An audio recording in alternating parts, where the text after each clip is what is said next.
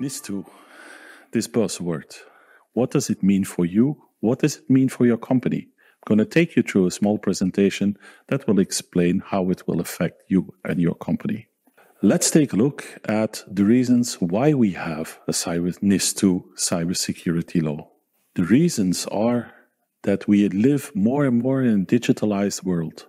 And like in any world, with society, also criminality is finding its way into our society. And when we take a look at the evolution in our digital society, we have to adapt ourselves and we have to protect ourselves against this criminality.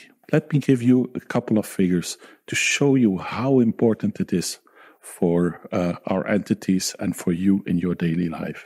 When we take a look at ransomware, we see an increase with 60% year over year. Online fraud doubles each year, and a DDoS attack, which brings down your website with your online marketing tool, with your online selling business, is happening to 10 times a month in Belgium alone. And of course, we have espionage, and it will never stop because new technologies are in front of us, and artificial intelligence and many other technologies will affect the way in which criminals will find their way into our society. And when you look at the history, you see on the graph on the next slide, you see how this the size of the criminality keeps on rising. So this means that as a society, we have to do something to protect ourselves. And this is what NIS2 is all about. NIS2 is a legislation, which means that we are going to determine on which type of entities and organizations NIS2 will be applicable. First of all, we see two types of annexes in this legislation. Annex 1 is the very critical, high criticality sectors where we have sectors such as health, energy, transport, absolutely essential for our society. And they will be divided into essential or important entities. And next to that, we have an Annex 2 with other critical sectors, because that contains some digital providers, research companies, but also waste management. Those entities will be labeled as important entities when they fall within the scope of the NIS2 legislation. But the sector alone is not the only important element to take into account to decide whether you fall under the scope of NIS2 or not. The size of the company is also very important. And the size of the company has been determined by Europe by the number of full-time equivalents your company has, your annual turnover, and your annual balance sheet. And with these parameters, we divide the enterprises into small, medium, and large enterprises. And we'll see in the next slide what does it mean within a scope of NIS2. If you are a sector of high criticality, it means that for all large companies, you will be of the essential level and you have to take measures according to the essential level. If you're only a medium-sized company, the level important is sufficient. When you're a micro entity, NIS2 is not applicable for your entity, although it is wise to protect yourself against cybersecurity risks. As you can see in the slide, there are a couple of exceptions. And these exceptions are very deliberately made. When you look at the digital infrastructure, it's quite clear that we want to protect this digital infrastructure even stronger because we built our digital society based on it. So we have a number of subsectors that have to acquire the level essential no matter what their size is, where others have to have elevated sizes even for micro entities. This is quite complicated, but the CCB provides a NIS scoping assessment tool on their website to assess whether your company falls under the NIS sectors. Please take a look at the website, use the tool, and try to find out what your level of company is. For the sectors in Annex 2, the other critical sectors, the situation is rather easy. When you're a medium or large entity, you fall under the level important, and when you're a small entity, you're not in scope of NIS2. All this is determined by the NIS directive. There is an exception possible, meaning that the Belgian legislator has foreseen that extra entities can be appointed as an important or an essential entity. But there are no current plans in that direction. When you fall within the scope of NIS2, here you have the first obligation you have to meet. You have to register yourself. Entities who have been falling under the NIS1 legislation had to wait before they became appointed as a NIS1 entity. This logic has been transferred into a mandatory registration and a mandatory system for each and every NIS2 entity. Starting 18th October and having a deadline on the 18th of March, all NIS2 entities have to register on the CCB website using the registration form. Important is that,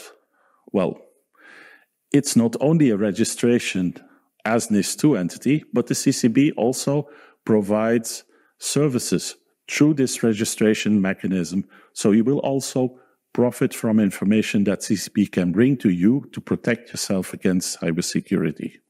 There's one small remark we have to make, and that's for the digital infrastructure. They've been putting on a deadline by Europe, which is even closer. So they have to register before the 18th of December of this year.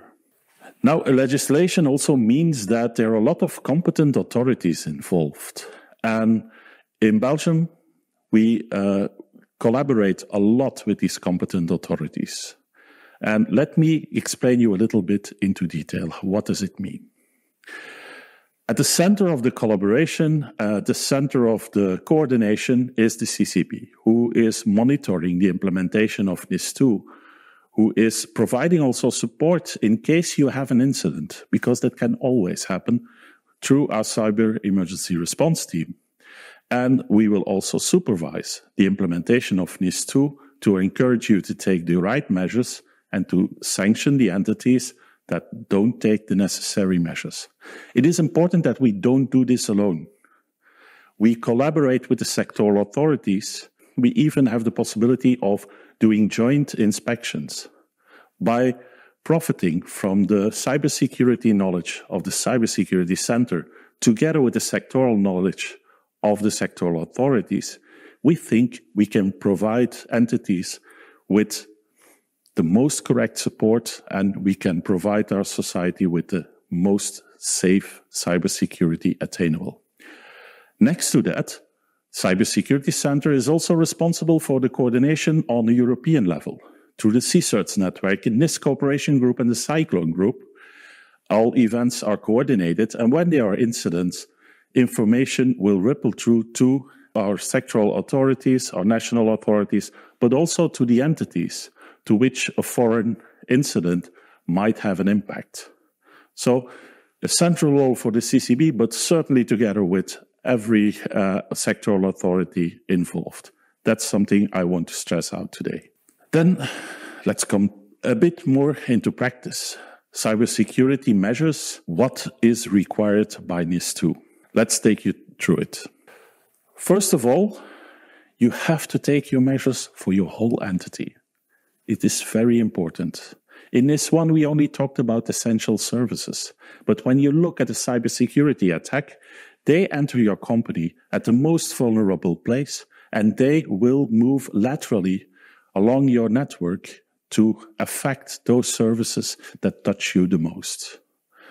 That's the reason why the legislator said, well, for NIS2, the scope of your measures is the whole entity.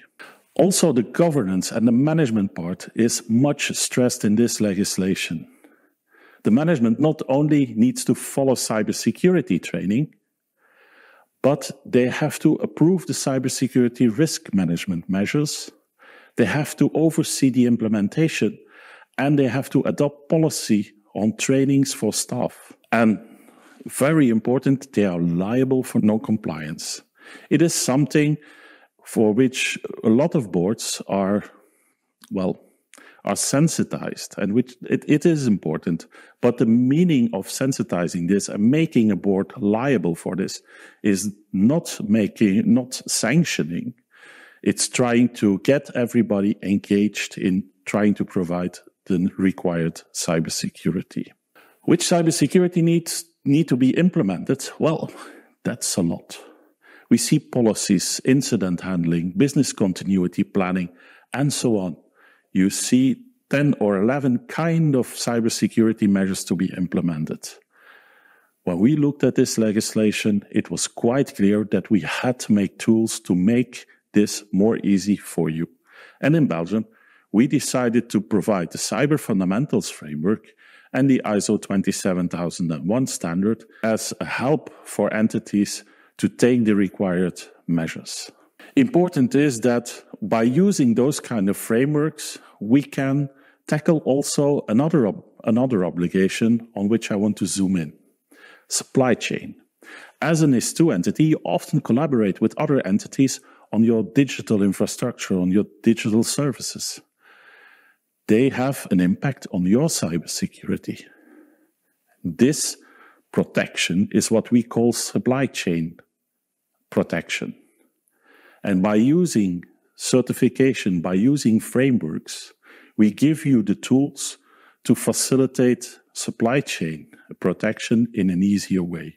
The transposition of the NIS2 directive in Belgium is based on regular conformity assessment and risk assessment. For essential entities, regular conformity assessment is made mandatory, and it can be done against the Cyber Fundamentals Framework 27001, or an entity can choose for an inspection by the CCB. This last option might be an option for entities that don't want a private cap to look at the inside of your company. For those three options, well, the financial conditions don't change that much, but there is one difference with the Cyber Framework or with 27001 compared to the inspection. It is that inspection can only determine infractions, and so you miss one improvement cycle that is available for the Cyber or 27001 framework.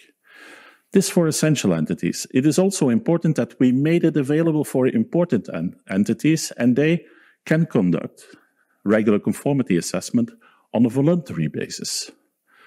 Those conformity assessments are done by an accredited conformity assessment body authorized by the CCB, accredited to demonstrate competence of the conformity assessment body to perform this assessment and their independence, and authorized by the CCB to have a close interaction also with those actors in the field to improve the performance of the system. It is our clear purpose that through this system, we can enable supply chain obligations in a more easy way, and we can combine business objectives with compliance objectives. Of course, when you are an essential entity, it might be disproportional that you have to take the measures of the level essential. In order to assess this, the CCB made available a risk assessment tool or a siphon selection tool, where we provide a general risk assessment and where you can adapt the risk assessment based on your specific situation. Whenever you change a situation, you have to motivate why you do this, and if the inspection service of the CCB agrees to it, it is possible that an essential entity only has to comply with the cybersecurity measures of the level important or even the level basic, based on the outcome of the risk assessment tool. Nevertheless, we take all measures we want. Incidents might happen. Having an incident doesn't mean that you have an infraction on the NIS2 obligations. Incidents happen, and they will happen. What is important is that you have an obligation as a NIS2 entity to report significant incidents within the first 24 hours. Now, I challenge you. Who does know within 24 hours when this incident is significant or not? In most of the cases, you will not know this. Therefore, the incident notification and the early warning after 24 hours is a very simple one. The screenshot indicates that you just have to state your entity, whether you want help or not, and what is your contact details, and that you have an incident. That's all. Then we go one step further, as is indicated in the next slide. After the 24-hour warning, well, you might get help from CERT, but you will also gain knowledge about the incident. And within 72 hours, you have to update the information on the incident with all information. And most of the time, after 72 hours, we will be able to determine whether it's a significant incident or not. If it's not a significant incident, well, the treatment as an NIS2 incident will stop there. If it is a significant incident, we go a step further. You have to provide regular information, and the purpose is that at the end of the incident, mostly after 1 month for smaller incidents, if it's a larger one, it can be larger, you have a final report. And the final report is really where the continuous improvement of our cybersecurity has to be demonstrated. We have to determine the root cause of the cyber attack. We have to determine where our measures have worked and where they don't work. And we have to be determining what actions are proportional to improve the measures for the future. During this incident notification, it is important that we as a CCB don't stand still. We get this notification and we take care of the coordination with the sectoral authorities, crisis center, other NIS2 sectors, but also on the international level when there is a cross-border impact. This is part of the work of our CCERT, national CCERT team. Regular conformity assessment is only one step of the supervision, but let me give you an overview of how this supervision is organized. In one slide, you get an image as shown on the slide. For essential entities, the regular conformity assessment is mandatory, and it will be based on the Siphon or the ISO 27001 framework, completed with sectoral additional requirements when needed. This is true for, well, what we call ex-ante supervision. In general, ex-ante supervision is not foreseen for important entities. But when there is a suspicion of violations, still an inspection might happen. Those supervisory measures, they can contain on-site inspections or off-site supervision. We can do ad hoc audits, security scans, but we can just also ask for information and evidence.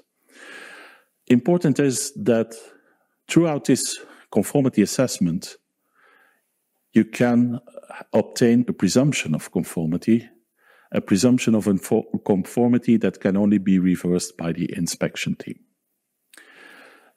When you have an incident, we will always organize a follow-up and ex post. And the extent of the ex post will certainly determine on the quality of your final report. Through this methodology, we try to focus our activities as the inspection service on the entities that have troubles in complying with the legislation or are perhaps not willing to comply with the necessary legislation, where those entities who try to do their best and they are sufficiently mature, we let them do the conformity assessment that also serves as an attestation of their cybersecurity that can be used towards banks, insurance companies, or their clients. For essential entities, it is important to state that we can do joint inspections. And whenever there are additional sectoral measures, each competent authority will inspect their own requirements. If a sectoral authority increases the level of cybersecurity measures,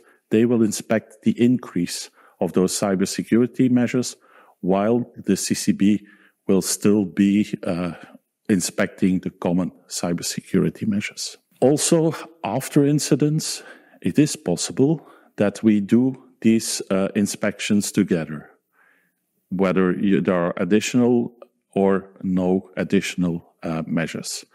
Purpose of that is to give you a clear direction. What we don't want as an authority is to have one competent authority directing you to the right while the other one is directing you to the left. We try to collaborate together to give a clear indication of where an entity needs to go. Of course, enforcement measures and fines are our final solution for those that are not willing to listen, and they start at a very low level with just warnings or binding instructions, but they can be quite harsh. We can go onto the level of prohibiting the exercise of managerial functions for essential entities. Next to that, also the financial sanctions are very significant, with fines going up from 500 euros to 10 million, or 2% of the total annual turnover.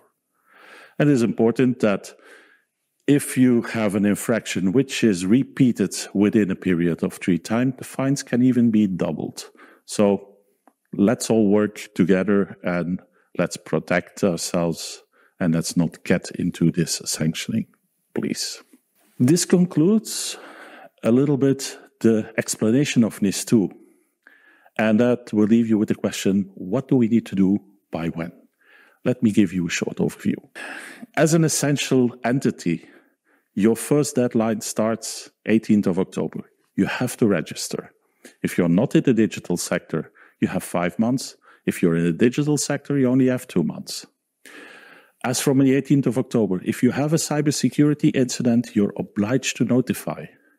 And with this notification, to improve your cybersecurity measures. You might also start cybersecurity training for your board and for your personnel. And next to that, we accept the progressive implementation of the cybersecurity measures. For that, the legislator has foreseen 30 months. After 18 months, every entity has to reach the level basic or important, while after 30 months, they have to obtain the final level. And this certification conformity assessment is mandatory. When you compare this timeline to the important entities, you see that it was practically the same. When you compare this timeline for essential entities with important entities, you'll see that the timeline is more or less the same. The only difference is the lack of, cybersecurity certification obligation that does not exist for important entities. Let this just be an encouragement to start, and to start right now. And to start, we made something which makes it even easier. We made a NIS2 quick start guide to allow you to implement NIS2 in the 7 steps. The 7 steps we discussed throughout our presentation. Please go to our website, follow the quick start guide, and I sincerely hope, that I never have to see you again during an incident. That's my wish for all of you. Thanks.